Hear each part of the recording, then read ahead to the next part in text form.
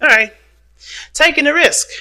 Like I said, y'all gonna have to, really ground yourself right now because there's some things that are not clear about your relationship. That doesn't necessarily always have to mean a bad thing. It's just there's some things that you have to kind of conquer in regards to fears, in regards to discomforts, in regards to insecurities. And I think there's a lot of things that have to be addressed before you can, just commit. Because we saw the Hierophant and the Moon, and those two together is like, okay, during the craziest time of your life, can you find some reason to stabilize? Can you stabilize yourself? And it's hard right now considering Uranus is actually in your sign 0 degrees, maybe even 1 degree now. I can't remember if he shifted or not, but he's up in there. He's up in there having a party. But the thing is that with that kind of craziness and that kind of shift, that sort of unexpected, merge, right? Unexpected energy that the Uranus usually drums up. There's a lot of things that you're going to have to kind of be ready for, to kind of be on guard for. And not necessarily to resist, but more to understand what's happening and to adjust accordingly. Because the Hierophant is the fifth card of the major arcana, but that also talks about structure, organizations, boundaries, commitment. They talk about all of those things. And the thing that's interesting to me is that it's a contradiction, that card, in my opinion. Because usually you change what you need to change, so then you can stabilize based off of that change. This is the same difference. And what it looks like in this relationship is like, yeah, you got somebody new, but you're going to have to leave someone behind, some of the old habits and behaviors that don't really work now with this relationship. Not saying that they're like the devil energy, that's the things that take your power away, but these are beliefs, these are things that you've had, you've been accustomed to doing for forever, that, they just, policies have changed. The world has changed. Your world has changed. There's got to be new rules to accommodate this new beginning, right? This new energy. So it makes sense. So the underlying energy is about you. The King of Pentacles is all about you. Now, at the same time, we could indicate that here, this could also just indicate that this is about stabilizing. This is about centering yourself. This is about feeling grounded and grounding yourself, grounding the people around you, or at least being a grounding force for other people to at least be able to ground themselves with you or around you.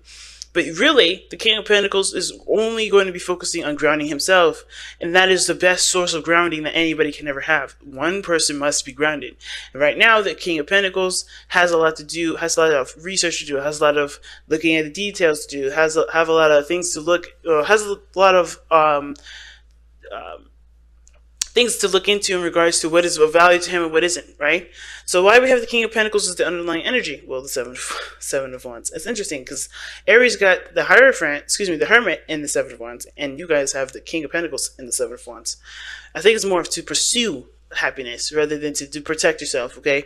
Because right now, it's not necessarily, I don't think you guys are being the King of Pentacles. The reason why the King of Pentacles is coming up because you're protecting yourself. It's more of like being ready to go, being ready to just kind of, take on the next challenge. You know what I mean? Because it has been a little bit of protection that y'all have been doing. But with this situation, I feel like it's more of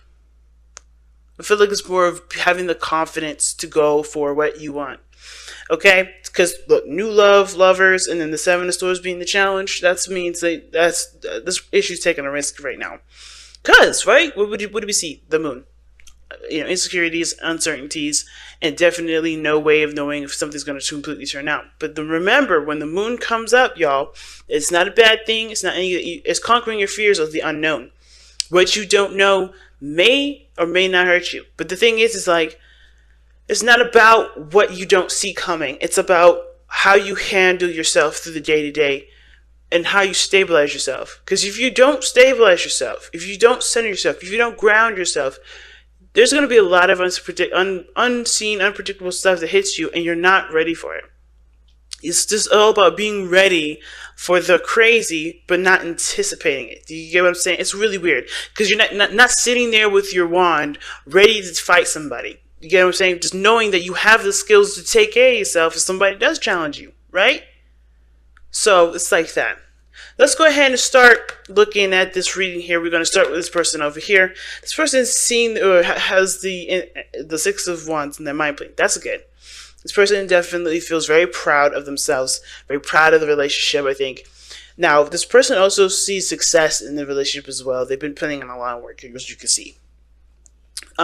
they have a lot of pride toward it too, like I said, meaning that this person feels like, they've been through a lot with this relationship. They're like veterans now, even though this is like in the middle of the whole of the whole, close to, well, not quite the middle. We're like, slightly past the middle of, this suit, right? Because there's 10 in each suit. Excluding the suit, the actual suit cards, the queen, king, knight, page. This is like, hey, I've been through a lot. I've been through enough to kind of know what the hell I'm doing. I feel good about myself. This person's got a lot of pride when it comes to this relationship. Gone through enough, gone through a lot. They feel very proud of it. Now, the other person's got the 9 of Cups, and very similar to the Aries reading, the 9 of Cups was someone's mindset too, but they're happy with everything the way they are.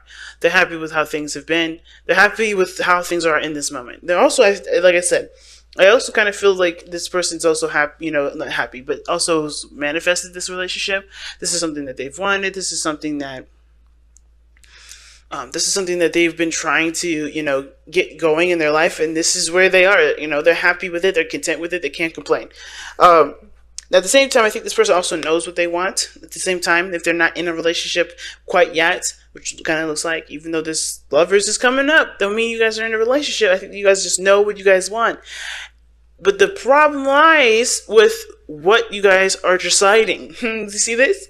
Like, you guys happy with yourself, proud of yourselves for going through the healing that you guys need to, or going through the work that was needed to even prosper in this relationship. But that's great. This person's very happy with their relationship. They can't complain. However, this person here is obviously showing that they have to make a decision about something, trying to weigh the pros and cons about whether or not this is something that this is something that they can they're willing to put time and effort into. What is the value, weighing the value of it, and the other person's trying to figure out if this is something that they can continue to push forward in, or they're trying to look for. Honestly, I think this is not really necessarily like, okay, I don't know if I can continue to put more work into this. I think they're trying to figure out what else they can do to improve the relationship. Because they have done good work and they know it, and the relationship has definitely benefited in that regard because of the work that they've been putting in. They're just having a hard time figuring out what else needs to be done. Okay, because there's nothing that needs to be done at this point, right? There's a lot of waiting, there's a lot of patience. And this person is great and happy with how well everything's improved, but there's not much they can do at this moment other than to focus and look within themselves. I think that this person is like very prideful, takes a lot of pride into putting work into something, whether that's helping people, whether that's improving some sort of project, whatever. But I don't know if this person really looks within themselves sometimes. Like, really centers themselves and looks within the self, okay? Because this is all about value. I think this person gets a lot of their worth from doing stuff. And now that there's nothing outside of them that needs to be done, they're kind of like, what the hell am I going to do? They're proud only, I feel like, because they've done the work. They've done a lot of things. Sure, it hasn't gotten them to where they want to be, but they're happy with it. But the thing is, too, it looks like they're getting a lot of justification from the projects that they've been putting in. Not necessarily about having pride in regards to how they're, in regards to what they're worth, So this is having a lot to do with looking back now, right? Looking at the self, looking at who they are. New love is good. But new love can only come if there is something, if there's room to receive it. And I think right now this person has kind of looked outside themselves enough to realize that this situation is no longer having anything to do with anything outside themselves. They have to look within. In order to receive this new love, in order to create new love, they have to start new love within themselves. Okay? And the same goes with this individual here. They're looking at, the weighing the pros and cons. That's why I see the Two of Pentacles as. I know sometimes people say it's juggling situations, juggling two people. I'm not seeing no cheating. But what I am seeing, though, is this is like them trying to figure out, weighing the pros and cons of whether or not this is something that is, good for them or not, rather than looking at what they want. Like I said, they know what they want already. The 9 of Wands, the 9 of Cups indicates that. And I feel like at the same time, it's like, remember what you want to do. Remember what you want to pursue. Remember what your dream is. Is any of these options, are these options here presenting you with what you want. Now, at the same time, with Two of Pentacles being juggled like that, I kind of get a sense that this person may be procrastinating. Trying to keep the balance of a situation, hoping some situation would pass, some situation would come up, but then it's not going to pass because they're, this is something that they want. This is, at the end of the day, this is about pursuing what makes you happy, by investing the time into what your heart's desire is. And this person may be procrastinating with the Two of Pentacles. But the reason why the Two of Pentacles is even coming up for this person, as well as the Nine of Cups, is we have the Five of Swords. Okay, so the Five of Swords is something that's a little bit difficult to read sometimes, considering the circumstances. But I don't think there's any fighting or any brawling. I think there's a lot of people that have felt defeated in their last endeavors, their last ventures and relationships. And I think this person's definitely taken the road of, okay, well, only do what makes me happy, and that's it.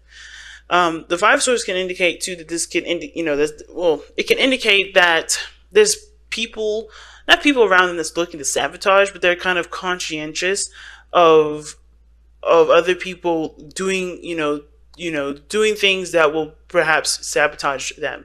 But it's never ever really the other people that sabotage with the Five of Swords, in my opinion. It's always the other person, because they lose focus of what it is that they were going towards in the first place. Because the Five of Swords can indicate petty arguments, petty fights. Fights that have nothing to do with the circumstances. They're just all about winning a situation in the moment, winning an argument in the moment, which can eventually cause a lot more, a bigger result to a situation than realized at the end of it. So I feel like this person's seeking to kind of get what they want, getting happiness, or finding something that is actually going to be a success, because they, like I said, they may have had some sort of falling out in the past with somebody. They may have been either cut ties with somebody, or there's some situation that made them feel like they were defeated, or they may feel like it was a failure. And that's just why they're weighing the pros and cons of whether or not, okay, this is what I want. If this relationship is what I want, is it worth pursuing? Is this something that I can actually grow and manifest into something beautiful? Two of Pentacles. Because they don't want to put their time and effort into something or into someone just to be feeling defeated all over again, just to feel like they've lost out or they missed out again. So the other person here with the Two of Cups coming up here is that, they find this relationship as the perfect partnership, right? The reason why they have the Seven of Pentacles here in their body, and then the mind being the Six of Wands.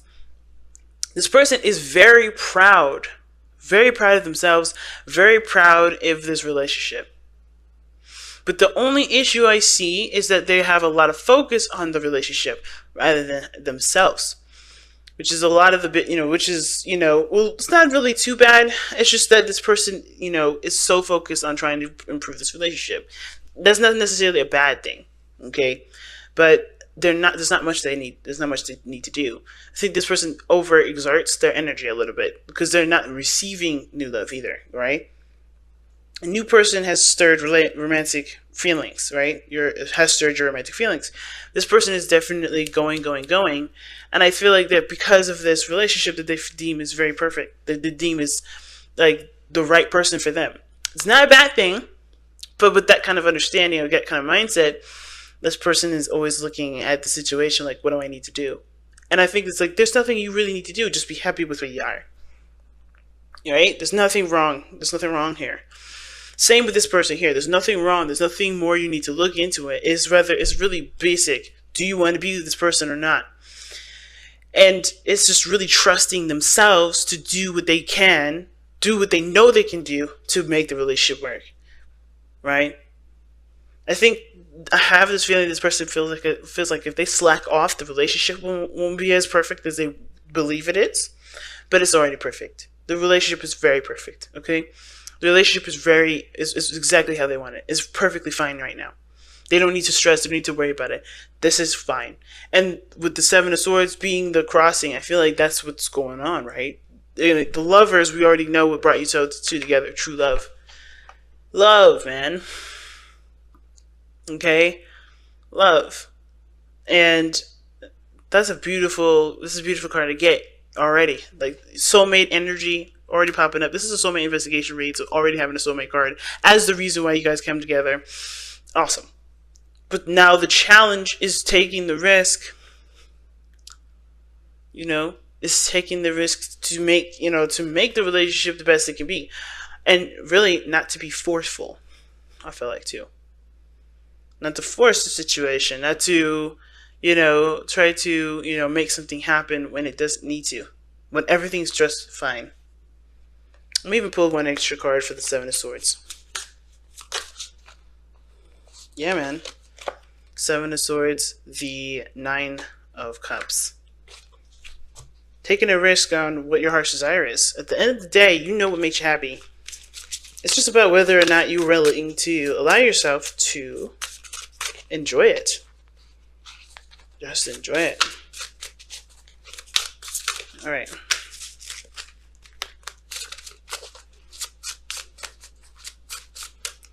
Alright, so you guys have surrender your belief in not secrecy, it's scarcity. Ooh, scarcity. Alright. The universe. Okay. I was smelling some sage there for a second.